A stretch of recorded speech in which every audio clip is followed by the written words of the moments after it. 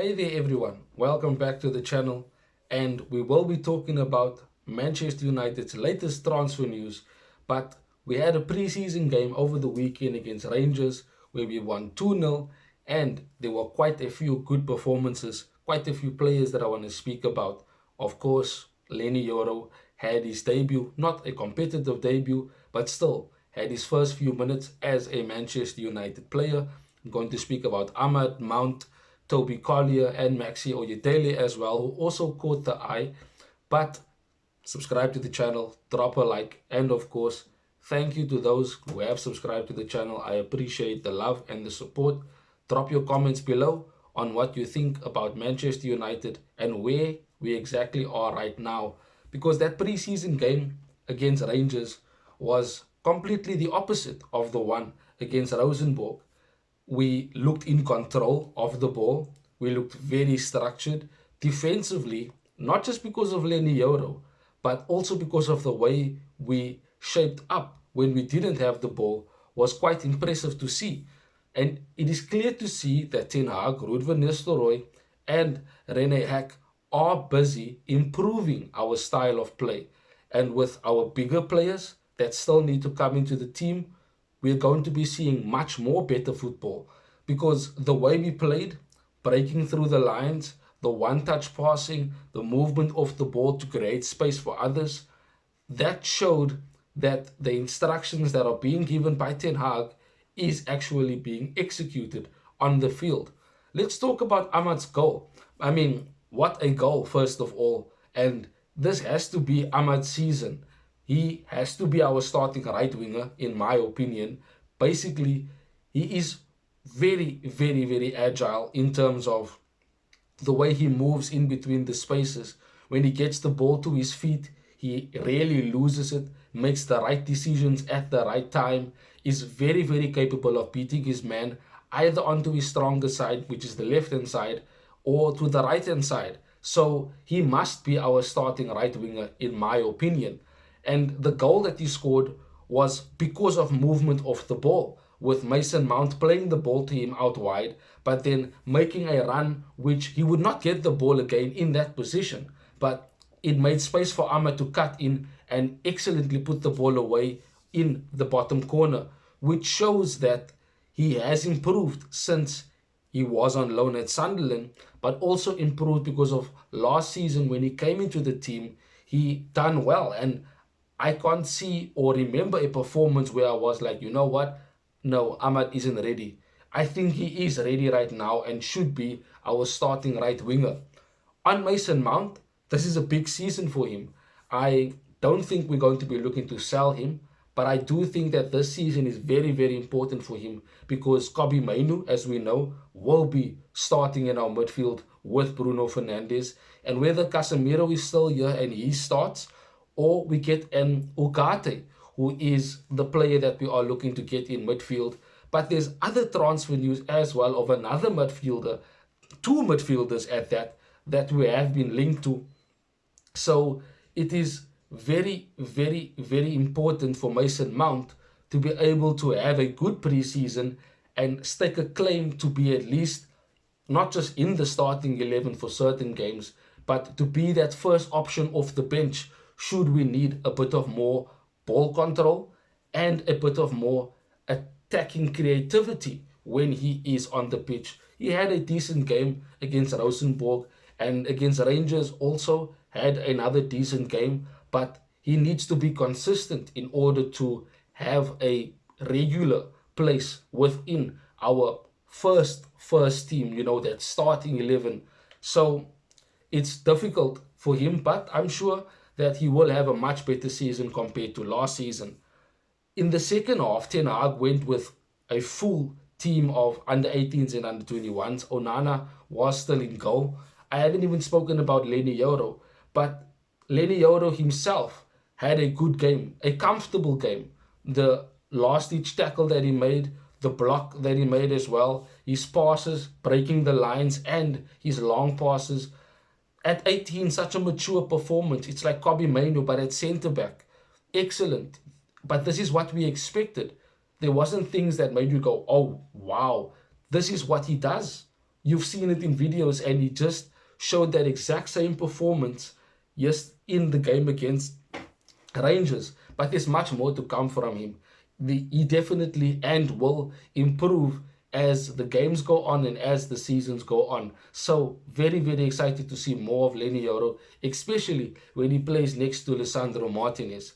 In the second half, youngsters, as I said, and the players that stood out for me were Toby Collier, who started the game and stayed, you know, very, very close to the centre backs, was trying to get the ball off the likes of Lenny Yoro, was busy breaking up play, and his energy when we do not have the ball to cover those spaces, to intercept passes, to make tackles, to cover certain players like a Delo or Wan-Bissaka in the game against Rangers, was excellent to see. Oyedele as well, also good touches on the ball, a very good through ball for Hugo for an insane shot that went into the net from the crossbar in, which is Ruud van Nistelrooy-esque.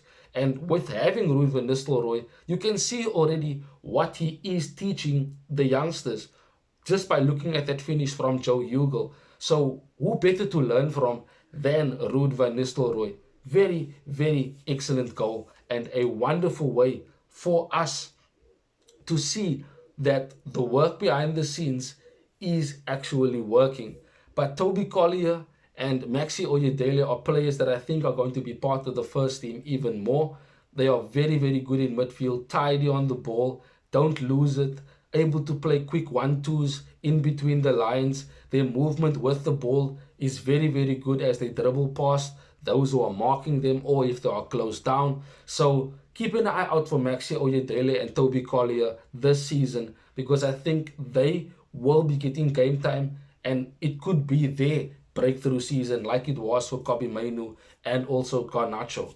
So now let's get to the transfer news now. The preseason game is done. The USA tour is next.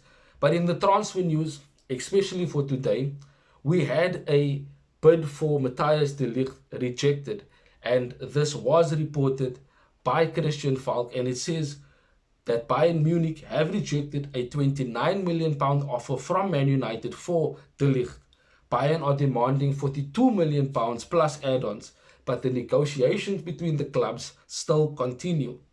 And it is said, however, that Bayern Munich can only and need to sell players in order to buy players. But the same is for us.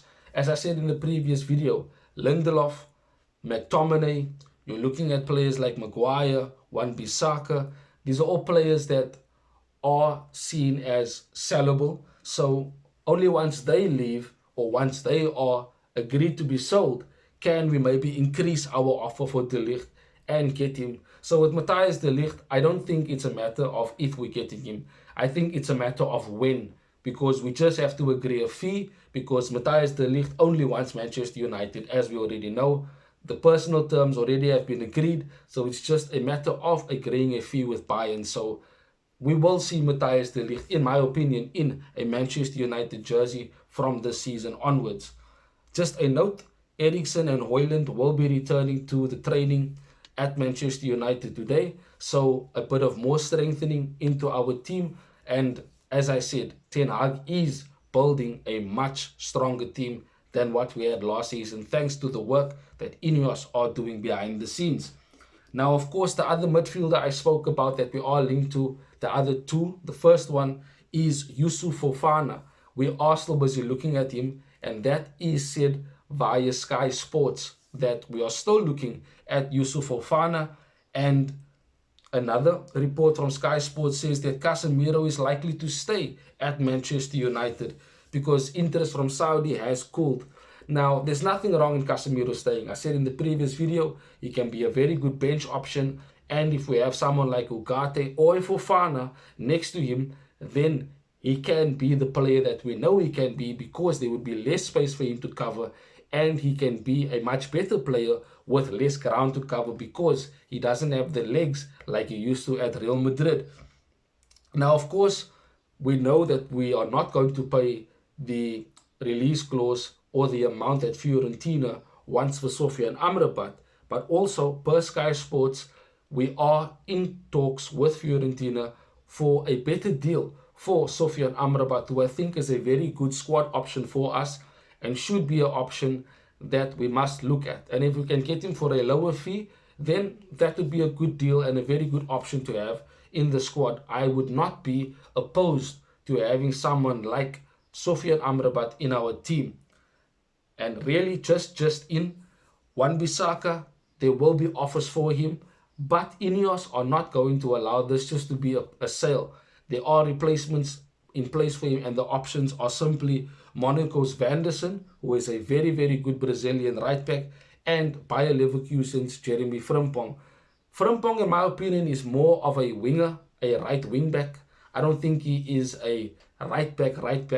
But if we're bringing in someone like Jeremy Frimpong, maybe our style of play changes. Maybe we have three at the back and we go with a 3-5-2. Hence the reason why we're still looking at Tony, and we brought Xerxes in already to maybe partner Hoyland. So very, very interesting to know that we are being linked to players to replace Wan-Bissaka should he be sold. So there are options for us. But Manchester United are very, very busy in the transfer market. And Fabrizio Romano has said that we are super active in the transfer market. So I am excited. You guys have to let me know in the comments what you think about our business in this transfer window thus far. It's been excellent. And the choices that we have available to us that we can get and is attainable are good options. So our squad will be stronger and we can look at perhaps getting into that top four and then maybe winning another trophy. It is possible. The Europa League is there, the FA Cup, the Carabao Cup, and if we find ourselves in a position to do so, why not challenge for the Premier League? Because we are Manchester United. Challenging for the Premier League should be our number one aim every season. It hasn't been so for the past few seasons, but this season could be different. With the signings we are making, with the way we are acting in the transfer market, it does show that we are actually now being a serious football club. I'm getting very excited and I'm going to leave it there. But thank you guys for joining me in today's video. Let me know what you think in the comment section. Drop a like, subscribe to the channel. Till we see each other again soon, Red Devils. Have a wonderful day further. Bye-bye. Thanks for watching. If you want more content on Manchester United, like, share and subscribe.